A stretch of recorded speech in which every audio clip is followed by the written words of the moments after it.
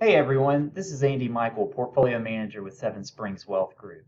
Today I want to give you a little bit of insight into how we're thinking about markets and approaching investing in the current environment. So with that, let's get started. Main points I want to talk about today are the Fed, growth and inflation, what we're seeing in profits, how the market's valued, and what we're doing from an investment standpoint. So let's start with the Fed. If we look at what's happened with the Fed's balance sheet over the past, say, 18 months, it's really been very remarkable. We've seen over $4 trillion with a T in expanded balance sheet from the Fed. They're buying treasuries, mortgage-backed securities, and loans. Look, that's threefold compared to what they did back in what they called quantitative easing one back during the financial crisis. So what the Fed has done during this time has been truly unprecedented, and that has been a huge support to market valuations. So that's something that we're continually watching and seeing how the Fed is making adjustments. So from there, we can see what the Fed is thinking. The Fed has projected that they're going to have GDP growth in the U.S. of 3.8, 2.5, and 2.0 heading over in the next 3 years. We also see a moderation of inflation that the Fed is forecasting, and the unemployment rate, again, moderating. So all of that has led to these projections down here of interest rates. They're projecting very, very low interest rates, really not only for the rest of this year, but going into next year, 2023, 2024, and beyond. What that means to us is lower rates for longer. So, look back here in 2005, 2006, we had interest rates as high as 5%. There is just nowhere in the forecast right now for that to happen.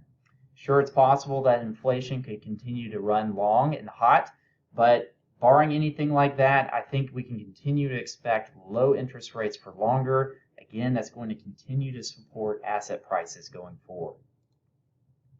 Let's take a look at growth. What we see right now is growth is trending lower after a big expansion back from the pandemic. Back in Q1 and Q2 of this year, we really saw that reopening going on. We saw growth expanding rapidly. But in the third quarter, we've seen a little bit of a change. Some of that could be Delta variant concerns. Some of that could even be supply chain issues. Either way, we're starting to see growth cool off a little bit compared to what we saw back in the first half of this year. Going forward, I think we'll continue to see growth moderating. In the long run, that's a good thing. An economy that runs too hot essentially will crash and burn at some point in time. So that low, steady growth, in particular what we've seen out of the financial crisis over the past 12 to 13 years, is really that not too hot, not too cold type of growth that can sustain good long market runs. Let's look at inflation. That's been one of the most popular topics. We wrote about this back in June, talking about inflation, and I think that's something I really want to hammer again here. We're seeing inflation running 5% right now. It's all over the news. We're seeing it as well. You can see on this chart here, it's very, very rare to see inflation running in that 5% numbers. So what does that mean? A couple takeaways. One, I think it means that those prices that you're seeing out there when you go to the grocery store, when you're going to shop for a car, when you're looking for a house, when you're taking a vacation, those prices are here to stay. Those prices are not going down. So if you're still anchoring to prices you saw 2, 3, 4 years ago, you're going to have to catch up. It's time to get used to these new prices. This is the new normal. Now, I think the rate of inflation is going to slow down, just like the Federal Reserve forecast. However, that means that prices are only going to go up at a slower pace. So the new prices you're seeing are still going to be here to stay. Let's take a look at profits. At the end of the day, profits and markets are directly linked to each other. So the profits are going to follow the market performance or vice versa. What we're seeing is 2021 is set to be a banner year, record-breaking profits. This is fantastic. That's really helped drive the market this year. And looking ahead, as the market's always forward-looking, we see 2022 and 2023 are still projected to be banner years. So as long as that trend stays in place, I think you're going to still continue to see a market that is supported. If we see a breakdown with that, say with the slowing growth or with interest rates rising or something, then I think you'll see some potential additional volatility through that. But right now, profits look very, very strong, continue to look strong. We've had great third quarter earnings so far, And look what that's done to multiples. So when we started the year, since we started the year, the S&P 500 is up nearly 20% from this chart. However, look at the earnings growth, over 29%. What that means is you're actually buying the market at a cheaper valuation today than you were even at the beginning of the year. So that's why we continue to follow profit and earnings growth. Same chart here, just looking at that multiple one more time, what we can see is from the pandemic, it really spiked up high, and we're actually seeing that trend lower despite the fact that the market has been moving higher. So the earnings growth has been a very, very powerful driver of the market returns this year. Investing is not an absolute game. It is a relative game. So you're investing in something relative to your other options. So when we look at stocks compared to bonds, we actually see stocks look pretty cheap right now relative to their bond peers. This is because the interest rates are at zero. And even the 10-year Treasury, though it's been moving up, still trading around 1.5%, 1.6%. On a historical perspective, this is an over 40-year chart, it still looks like stocks are relatively undervalued compared to their bond peers. When we look at U.S. stocks versus international stocks, we find international stocks are even cheaper. So looking at this chart, this shows us that it is a 2 standard deviation of how cheap international stocks are relative to U.S. stocks.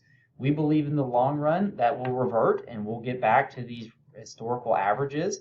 And so that's why we're still favorable long term on international markets. Now, how COVID economic growth plays out over the next quarter, over the next 12 months, we don't know, but still over the long run, we still think that international markets will do very, very well when you have this favorable starting valuation compared to their U.S. peers. So in summary, what to do with all of this?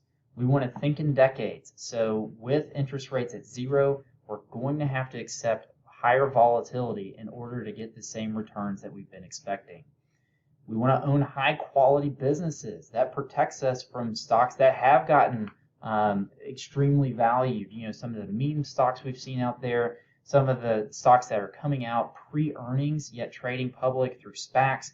Those are the types of things that we want to avoid. Maybe they work out, maybe they don't. But we want to invest in high quality businesses with strong cash flows, proven track records, abilities to grow and grow their earnings and dividends over the long run. We still think emerging markets are very attractive right now. We just looked at that international page.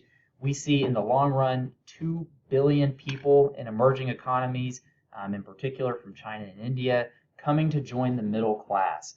And so with that, we think that's a very powerful demographic. The valuations are very favorable. So again, we don't know what's going to happen over the next quarter. We've certainly seen a lot of negative press coming out of China with a lot of regulations and things. So we do know any given day or quarter could be very volatile. But over the long run, we think investors will be rewarded by thinking long-term and investing in emerging markets. We want to distinguish income from preservation. What we mean by that is because interest rates are so low, when we think about having a bucket of liquidity in the portfolio that's very conservative, that helps protect during downsides, that does not pay a high level of income. So when we are solving for income, we are going to have to take a little bit more risk in the long run to be able to generate that same level of income that we got to enjoy back 15, 20 years ago when we could invest in a government bond and earn 5 or 6%. Lastly, we want to always invest with margins of safety. Our biggest focus is always to make sure that we're not in a position where we have to force sell something when it's down. We don't want to have permanent loss of capital.